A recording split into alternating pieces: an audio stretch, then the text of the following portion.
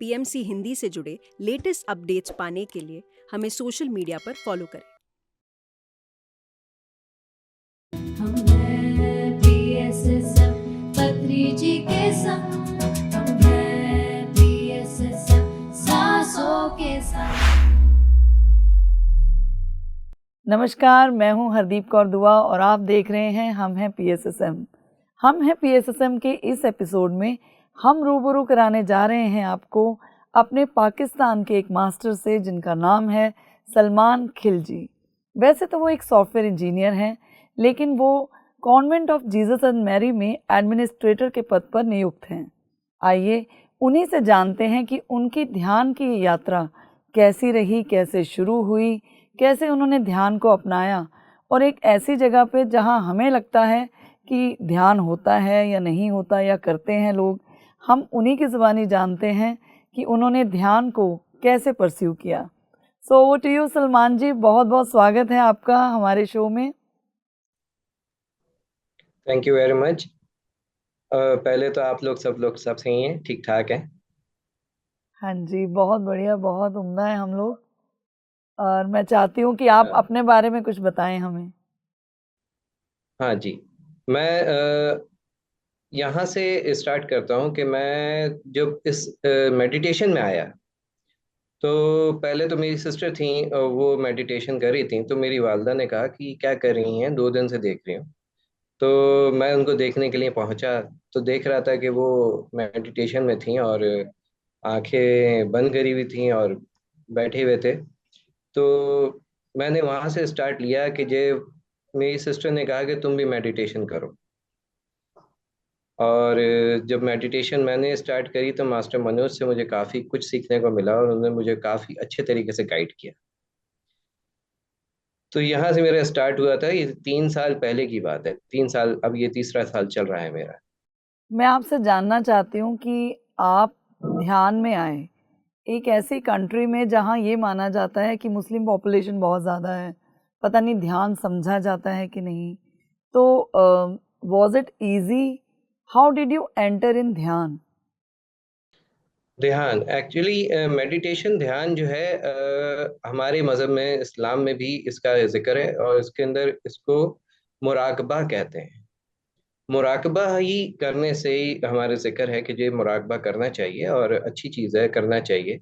और इससे ही अल्लाह से जुड़ते हैं। अल्लाह से जुड़ने का एक ये तरीका है। और तो ये हमारे मज़हब में भी अलाउ है और ये करना चाहिए, हर किसी को करना चाहिए, अल्लाह से जुड़ना है तो। जैसे आपने ध्यान का बताया कि आपके यहाँ पे इसे मुरकबा कहा जाता है और ये प्रचलित है, बट हमें नॉलेज नहीं थी। So thank you for sharing this knowledge. मैं जानना चाहती हूँ कि ध्यान में ना हर कोई ऐसे ही नहीं आ जाता, तो आपका बैकग्राउंड क्या रहा? बचपन में आप कैसे थे? मतलब आपका बचपना कैसे स्टार्ट हुआ? क्या आप पहले भी ध्यान करते थे या आपको कुछ आइडिया था ध्यान क्या होता है? मतलब कुछ ना कुछ तो ऐसे बचपन में रहा होगा कि आप बड़े होते हुए आकर्षित हो गए, आप अट्रैक्ट हो गए ध्यान की तरफ। तो प्लीज़ उसको शेयर ज़रूर करें। असल में जब मैं पैदा होने वाला था तो मेरी वालदा जो हैं वो नमाजें बहुत ज़्यादा अदा करना शुरू हो गई थी। नमाज़ों की तरफ उनका ध्यान ज़्यादा बढ़ गया था। और जब नमाजें उन्होंने पढ़ना शुरू करी तो 5 वक्त की नमाज हम पे फ़र्ज़ है। और फ़र्ज़ के साथ वो 2 वक्त की नमाज एक्स्ट्रा पढ़ती थी, जो कि नफली नमाज होती है। तो ये उनके अंदर एक चेंज आया था। और जब मैं इस दुनिया में आ गया था तो एक और चेंज ये आया था कि मेरे वालिद साहब जो है गवर्नमेंट जॉब करते थे मस्कत में, ओमान में। हम लोग वहीं पे रहते थे। मेरी पैदाइश मस्कत की है। तो पहले जो हाउस था, वो जो घर था, वो छोटा था। तो जब मैं दुनिया में आ गया फिर उसके बाद गवर्नमेंट ने उनको आगे एक बड़ा घर दे दिया था। चेंज आया था ये। फिर उसके बाद कंटिन्यू ये हुआ कि फिर चलते चलते मैं जो हूँ जब बड़ा हो गया तो बड़े होने के बाद ऐसा होता है कि जो कुछ लोग होते हैं जो बचपना अपना याद रखते हैं, तो मेरे साथ भी ऐसा ही हुआ था। दुनिया में एक मेरी एक आंख खुली थी, दुनिया की आंख, दुनियावी आंख। तो उसमें मैंने, जब मेरी आंख खुली तो मैं फीडर पी रहा था और मेरी अम्मी सफाई कर रही थी, झाड़ू लगा रही थी। तो उस वक्त से स्टार्ट हुआ था और वो चीज़ मुझे आज भी याद है। उसके बाद का सब कुछ मैं भूल गया हूँ, लेकिन वो वक्त मुझे, वो एक लम्हा था वो जो मुझे याद है। उसके बाद का सब कुछ मुझे याद नहीं है। कुछ चीज़ें होती हैं याद होती हैं, लेकिन बाकी सब चीज़ें याद नहीं है। फिर उसके बाद 10 साल की उम्र में आया हूँ। नमाजें मैंने शुरू कर दी थी, नमाज पढ़ रहा था मैं। नमाज पढ़ने का तरीका मेरा इस तरह हुआ था, जब स्कूल एग्जाम्स होते थे तो रिजल्ट आने वाला होता था। तो उसके अंदर जी, अल्लाह को याद करो, रिजल्ट अच्छा आ जाए। पढ़ना पढ़ाना तो पता है अलग होता था, लेकिन अल्लाह पास करवाने वाला होता है। तो उसके बाद ध्यान मेरा वहाँ से स्टार्ट हो गया था कि मैं ज़्यादातर जो ना अल्लाह की तरफ ही राग़िब रहता था, उन्हीं की तरफ कि अल्लाह ही है जो सब कुछ करने वाला है। तो ये मेरा स्टार्ट था। मैं 10 साल की उम्र में था। आपने जो बोला ना कि दुनियावी आँख का मुझे वो लम्हा याद है, तो ये भी पता है अवेयरनेस है कि आप एक अलग दुनिया में होते हैं और जब हम थ्री डिमेंशनल अर्थ पे आते हैं, तो वहाँ से हमारी एक मेमोरीज़, एक जर्नी स्टार्ट होती है। तो आपको वो लम्हा याद है और आप बता रहे हैं कि बचपन से ही कहीं न कहीं आप ज़्यादा नमाज़ पढ़ते थे या अल्लाह ताला की तरफ ज़्यादा आपका रुझान था। तो कुछ ऐसी फीलिंग्स आती थी, आप इंट्यूटिव भी थे, साइकिक भी थे, आपको लगता था कि जो बाकी के बच्चे उनसे अलहदा हो, आप थोड़े से अलग हो, ऐसे कोई आपके साथ एक्सपीरियंसेस थे बचपन के? जी हाँ, बिल्कुल मेरे साथ ऐसा रहा। और जैसे मैं छोटा था तो फिर मुझे डर डर लगने लगा था। मैं डरता था क्योंकि मुझे फील होता था कि जैसे कोई मौजूद है, किसी ने अपने आप को फील कराया। तो इस तरह की फीलिंग्स आती थी, तो मैं डरता था। और जैसे एक तो एक नॉर्मल सी चीज़ है कि जो लोग अंधेरे में जाने से डरते हैं, लेकिन मेरा अंधेरे में जाने से डर नहीं लगता था। लेकिन हाँ, फीलिंग से मुझे डर लगता था कि हाँ जी, मुझे कुछ फील हो रहा है, कोई मेरे इर्द गिर्द कोई जो ना एनर्जी है जो मुझे अपने आप को महसूस करा रही है। ये चीज़ थी। ये मैंने अपने पेरेंट्स से, अपने वालिदैन से मैंने जिक्र किया था कि भाई इस तरह से मुझे डर लगता है। और तो उन्होंने उस चीज़ को ज़्यादा नहीं कहा। उन्होंने कहा भाई आयतल कुर्सी पढ़ा करो, आयतल कुर्सी को अपने विर्द बना लो और इस तरह से अपने आप को कवर करके चलो। तो कुछ नहीं होता है, दुनिया में हम भी हैं तो अल्लाह ने और दूसरी मखलूक भी रखी हुई है, तो बस आप उनको तंग नहीं करें, वो आपको तंग नहीं करेंगी।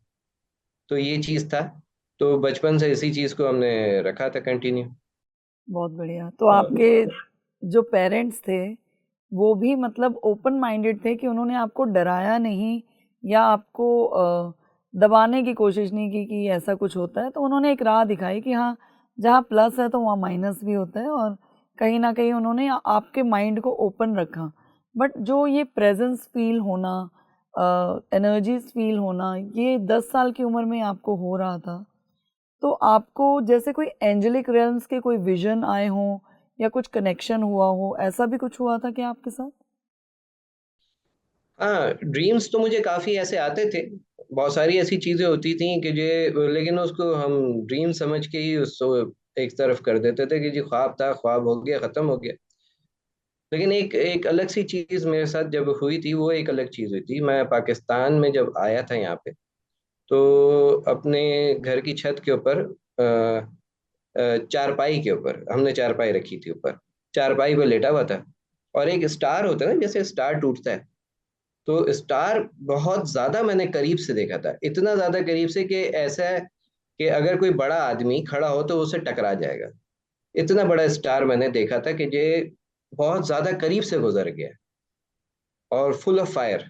आग लगी हुई थी उसके अंदर, और उसके अंदर जो ना जैसे उसकी दुम निकली हुई होती है बहुत ज्यादा जबरदस्त किस्म की, वो चीज मैंने देखी थी उसके अंदर। और कुछ ऐसा नहीं था। फिर उसके बाद मैंने उसको भी साइड कर दिया कि भाई एक चीज देखी, उड़ती हुई गई और चली गई। इस तरह से मैंने देखा था। आप पढ़ाई में कैसे थे? और जैसे आपके ज़हन में बहुत ज़्यादा मतलब अल्लाह की तरफ रुझान था, तो उसका इम्पैक्ट क्या होता था पीयर्स पे? आपके फ्रेंड्स कैसे बिहेव करते थे? पेरेंट्स कैसे बिहेव करते थे? क्योंकि थोड़ा बच्चा अगर इस तरफ लगा हो तो थोड़ा-सा दीन दुनिया में हँसी हँसी मनाई जाती है उसकी। तो कैसा रिएक्शन था? हाँ, मैं ये बताना चाहूंगा कि मैं दीन दुनिया में तो था, दीन में तो मैं था और अभी भी हूँ। लेकिन उसकी हंसी नहीं उड़ाई गई। उसके अंदर ये कहा गया कि जो है ना, मैं अपनी, जब मैंने असल में, मैं आपको सच बताऊं, मैंने, हमारे मज़हब में 7 साल की उम्र से नमाजें फ़र्ज कर दी गई हैं। बच्चा 7 साल का हो तो उसको बाय फोर्स नमाज को अदा करवाया जाए। अगर वो नहीं पढ़े तो उसकी पिटाई भी लगाई जाए, यहाँ तक कहा गया। लेकिन मैंने जो नमाज स्टार्ट करी वो 10 साल की उम्र में करी, वो भी इस खौफ से करी कि अल्लाह है, वो मुझे एग्ज़ाम में पास कराएगा और उसमें मैंने पास होना है। तो पढ़ाई जो थी वो मैं एवरेज कह सकता हूँ कि मैं पढ़ाई में एवरेज था। कुछ ज़्यादा मैं ये नहीं कहता कि मैं जीनियस था, नहीं, एवरेज था। और बहुत अच्छे से ही पढ़ा और पास भी होता रहा। और फिर ये हुआ कि मैं इसमें अपना मजहबी तौर पे बहुत ज़्यादा आगे चलता गया, क्योंकि मैं दुआएं जो बैठ के करता था वो दुआ मैं बहुत लंबी करता था। वो दुआ जो थी वो मैं आंखें बंद करके बस अल्लाह से दुआ करता रहता था, अपनी भी करता था, घर वालों के लिए भी करता था और दूसरे लोगों के लिए भी करता था। तो दुआ जो थी वो जो है वो मेडिटेशन की शक्ल में चली गई थी। तो वो, क्योंकि मैं आंखें बंद करके, एक दफ़ा मेरे मामू आए और मामू आके मेरे बराबर में बैठे रहे, मुझे नहीं पता था। वो एक बहुत लंबे अरसे के बाद उन्होंने ये चीज़ फील करना शुरू कर दी थी कि सलमान जो है वो नमाज में तो बैठता है, नमाज तो अदा कर ली, लेकिन फिर दुआ करता है तो दुआ के बाद ये होश में नहीं होता, कहाँ चले जाता है। वो मेरे बराबर में बैठ के वो देख रहे थे कि जो ये इसको पता चल रहा है या नहीं चल रहा है। वो मेरे पास बैठ के चले गए। फिर उसके बाद अम्मी से मेरे कह रहे हैं, ये नमाज पढ़ के दुआएं कर रहा होता है, दुआ करते हुए उसके पास से मैं बैठ के भी आ गया, इसको पता ही नहीं कि मैं वहां से होके आया हूँ। फिर मैं जब बाहर आया तो बाहर आके मुझे कह रहे हैं, भाई तुम सो रहे होते हो क्या? नमाज पढ़ के तुम दुआ, हाथ उठे हुए हैं, तुम सो रहे हो? मैंने कहा नहीं, सो नहीं रहा होता, मैं दुआ कर रहा होता। तो कह रहे हैं कि जे अच्छा भाई, अच्छी बात है, बहुत अच्छी बात है, ये तो दुआ अच्छी कर रहे हो तुम। मैं कहा, हाँ ठीक है। अच्छा, वो चीज़ मुझे उस वक्त भी मेडिटेशन, मुराकबे का नहीं पता था कि मुराकबा कैसे करते हैं, क्योंकि 10 साल की उम्र में मुझे इस चीज़ की सेंस नहीं थी कि जो मुराकबे में जाएं और इस तरह से करें। वो ऑटोमेटिक हो रहा था, खुद ब खुद हो रहा था। फिर कुछ अरसे के बाद इसके अंदर चेंज आना शुरू हुआ कि जो बीच में मेरे अंदर ऐसी एनर्जीज आना शुरू कर दी थी, जैसे मैं कोई दुआ करूं तो वो किसी न किसी जगह पे कबूल हो जाती थी। और किसी के लिए भी करूं, अपने लिए करूं या किसी के लिए भी करूं, तो वो दुआ कबूल हो जाती थी। फिर एक वक्त आया कि जो है ना, मेरे वालिद साहब गए हुए थे हज पे। हम लोग क्योंकि पाकिस्तान आ गए थे तो वालिद साहब उधर ही थे, मस्कत में थे। तो मस्कत से वो हज पे चले गए। हज पे जाने के बाद जी पता चला कि जो है वहाँ पे आग लग गई है, जो खेमे थे, खेमों में आग लग गई है। और मैं गाड़ी ड्राइव कर रहा था, मैं ड्राइव करता कर रहा था और मुझे नहीं पता था कि इस तरह की कोई चीज़ हुई भी है। तो गाड़ी ड्राइव करते करते अचानक से मुझे विजन आया, जैसे जो ना वालिद साहब को कोई दो लोग हैं जो आग में से बचाकर साइड पे कर दिया उन्होंने। ये मुझे विजन आया था उस वक्त। और मैंने उस वक्त इसको भी बॉदर नहीं किया, क्योंकि मुझे इस चीज़ के बारे में कोई इल्म नहीं था। बस ये विजन मुझे आया था। फिर उसके बाद जब घर आया तो घर आने के बाद वाले साहब की कॉल भी आई थी कि जे भाई यहाँ पे बहुत बड़ी आग लग गई थी, तो शुक्र है, मैं, अल्लाह ने मुझे बचाया, मैं सेफ हूँ। तो ये एक चीज़ हुई थी उस वक्त। अमेजिंग। मतलब आपको जो ब्लेसिंग्स हैं उसका, जो दुआएं आप मांगते थे, कहीं ना कहीं कहते हैं कि जब पेरेंट्स दुआएं मांगते हैं तो बच्चों पे असर होता है, और जब बच्चे कर रहे होते हैं दुआएं तो उसका असर माँ बाप पे भी होता है। तो आपके वालिद साहब वहाँ से आग से बचे। और हमारे यहाँ पे जैसे ब्लेसिंग्स कहते हैं, मैं भी शेयर करना चाहूँगी कि मेरा जो सरनेम है वो दुआ है। तो जब मुझे पता लगा कि मुझे शादी के बाद एक्चुअली पता लगा, मैंने पहले तो ध्यान ही नहीं दिया। तो मुझे जब मैंने अपना सरनेम लगाया हरदीप कौर दुआ, तो आप मानोगे नहीं कि मुझे इतनी खुशी हुई ना कि मेरे तो नाम में ही दुआ है, क्योंकि मैं भी बचपन से ना बहुत दुआएं देती हूँ और मुझे बड़ा अच्छा लगता है वो लफ्ज़। तो आपकी जो कन्वर्सेशन जब मैं सुन रही थी तो I was feeling so nice कि एक दुआ एक छोटा सा शब्द है लेकिन वो आपको कहाँ कनेक्ट कर देता है। तो ऐसे जैसे इंसिडेंट होते गए, आपने अपने पेरेंट्स से शेयर किया कि मुझे विजन आया था या मुझे ऐसे पहले उसके बारे में पता लगा था, आपको थोड़ा अजीब नहीं लगा ये चीज़? नहीं, मैंने कभी भी इस चीज़ को शेयर नहीं किया, क्योंकि बचपन से उन्होंने एक चीज़ बता दी थी कि भाई आयतल कुर्सी पढ़ो। हाँ, बीच में कभी कभी मैं कुछ एक्स्ट्रा ऑर्डिनरी कुछ हो जाता था तो मैं उसको शेयर कर देता था कि भाई कोई फिजिकली नज़र आ जाता, तो मैं उसको शेयर करता था कि भाई ऐसा कुछ हुआ है, ये वहाँ पे कौन गया है। एक ही शक्ल के दो बंदे नज़र आ जाएं तो फिर अलग हो जाती है बात। तो ऐसा भी हुआ कि मैं अपनी खाला के घर पे गया हुआ था, और सब हम लोग सब गए हुए थे, हमारी पूरी फैमिली।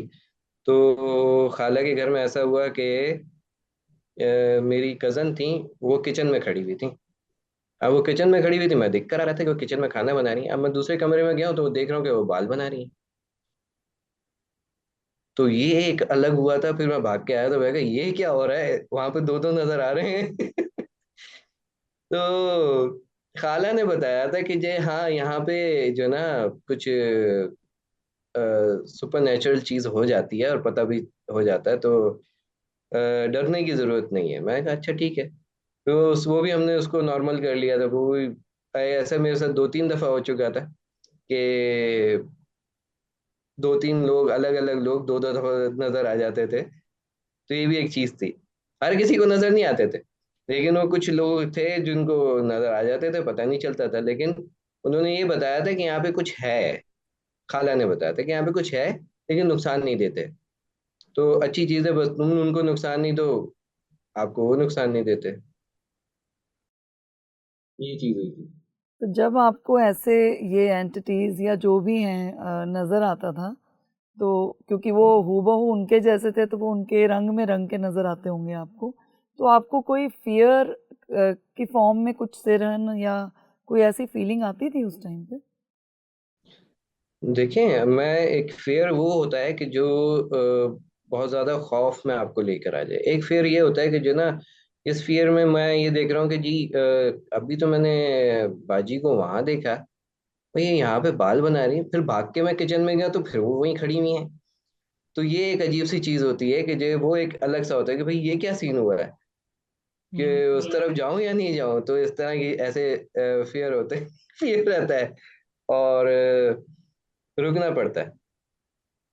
तो ये फ़ियर नहीं होके अचंभा था। बेसिकली आप you were like confused what is happening. So ऐसे अनुभव आपको ही होते थे कि बाजी को भी होते थे आपके? मेरी एक और बहन है, उनको होते थे। मेरी एक और भी सिस्टर हैं, उनको होते थे। लेकिन अभी आजकल वो इस चीज़ में कह रही है कि ये कुछ फीलिंग्स नहीं है अभी मुझे। तो मैंने कहा अच्छा।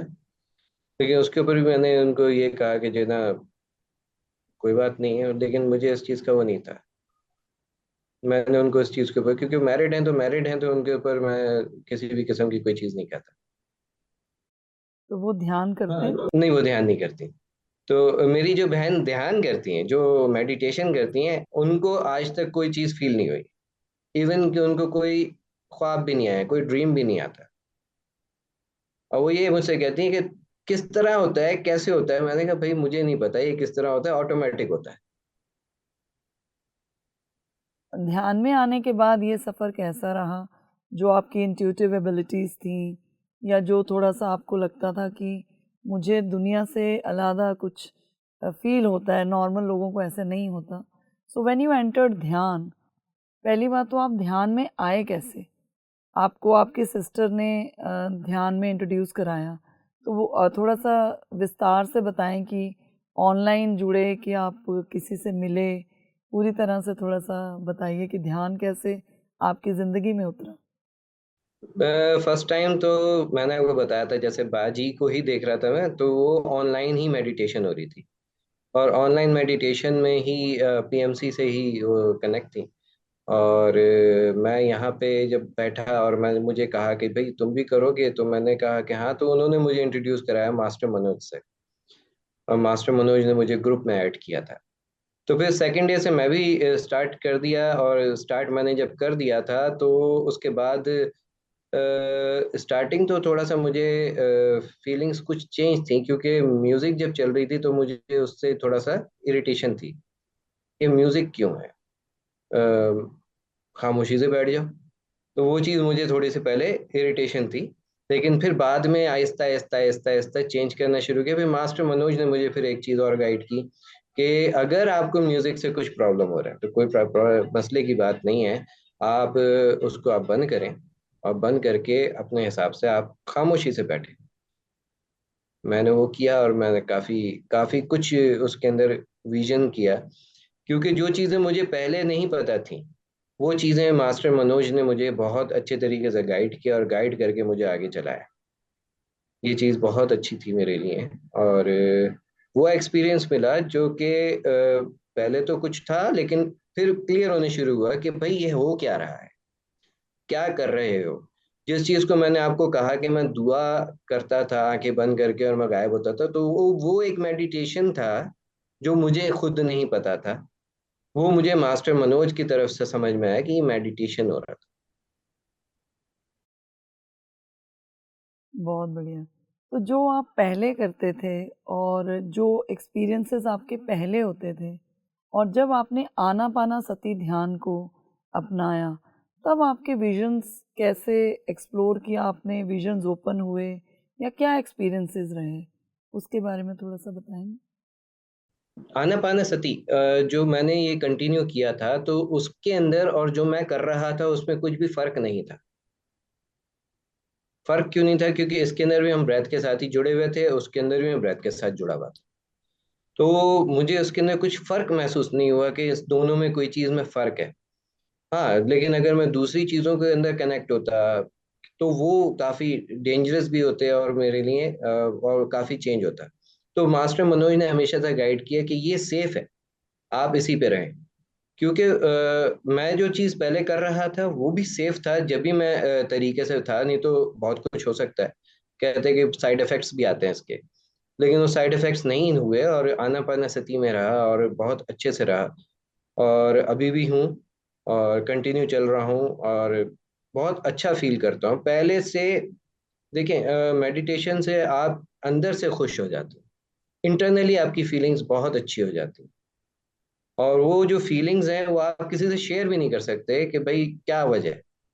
अक्सर लोग मुझे देख के ये बोलते हैं कि यार तुम्हें कोई टेंशन वेंशन नहीं है?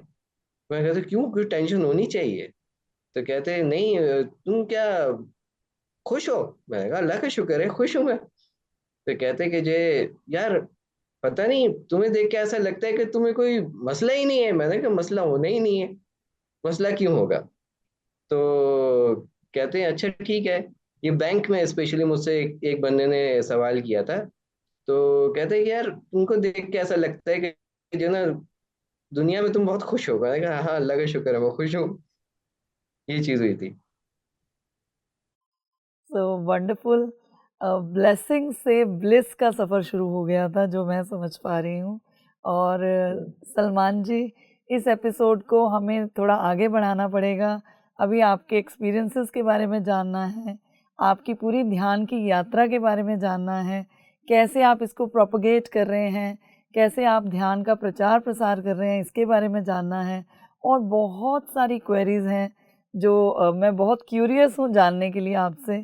तो ये एपिसोड थोड़ा-सा छोटा पड़ रहा है, तो हम अगले एपिसोड में आपसे फिर रूबरू होंगे और इस एपिसोड को कंटिन्यू रखेंगे। तो अभी तक के लिए इजाज़त, हम मिलते हैं अगले एपिसोड में आपसे। ठीक है जी, थैंक नमस्कार। यू। सो इतना बेहतरीन सफ़र है सलमान जी का, और मैं एक्चुअली एंड नहीं करना चाहती। I want to listen to him more and more. और कैसे जो है दुआ से ब्लिस का सफ़र उन्होंने तय किया है, क्योंकि जहाँ तक मैं समझ पा रही हूँ कि ब्लेसिंग से एक चीज़ स्टार्ट हुई और जैसे ही उनको मास्टर मिले वो चीज़ ब्लिस में एंटर कर गई। और जिसे हम कहते हैं कि हम खुश ही रहते हैं, हमें पता ही नहीं लगता कि हम बिना कुछ किए खुश कैसे हैं, और दुनिया जो है वो तड़प रही है इसी चीज़ को पाने के लिए। तो पीएमसी हिंदी को देखिए और जानिए ऐसे ही मास्टर्स की जर्नी में जो ब्लेसिंग से ब्लिस तक का सफ़र तय करते हैं। अभी ये एपिसोड को हम कंटिन्यू करेंगे क्योंकि टाइम की थोड़ी सी कमी है और मिलेंगे सलमान जी से अगले एपिसोड में। तो दर्शकों, आपसे भी मिलते हैं, कंटिन्यू करेंगे इसी एपिसोड को। तब तक के लिए नमस्कार। हम हैं PSSM पत्री जी के संग, हम हैं PSSM सांसों के संग।